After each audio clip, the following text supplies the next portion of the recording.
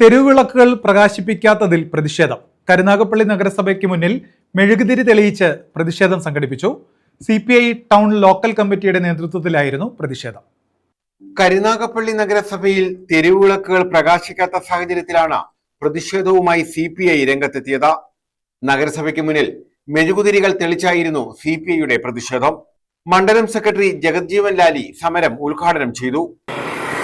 തെരുവിളക്കിന്റെ പേര് പറഞ്ഞ് വോട്ട് പിടിച്ചവർ നാളിതുവരെ എടുത്ത് പരിശോധിക്കപ്പെടുമ്പോൾ ഒരു ലൈറ്റ് പോലും ഈ കരുനാഗപ്പള്ളിയിൽ നിലവിലുണ്ടായിരുന്നത് മാറുന്നതിനോ അതിനുശേഷം കേടായത് നന്നാക്കുന്നതിനോ യാതൊരു വിധമായ പ്രവർത്തനവും നടത്തുന്നില്ല. കരുനാഗപ്പള്ളി ഇരുട്ടിലേക്ക് പോകുന്ന സാഹചര്യത്തിലാണ് കഴിഞ്ഞ ദിവസം കമ്മ്യൂണിസ്റ്റ് പാർട്ടി ലോക്കൽ കമ്മിറ്റി ചേരുമ്പോൾ ഇത്തരമൊരു അഭിപ്രായം വന്നപ്പോൾ അതിനകത്ത് ചെറുതായെങ്കിലും ഒരു സമരത്തിലേക്ക് പോകണമെന്ന് തീരുമാനിക്കപ്പെട്ടു.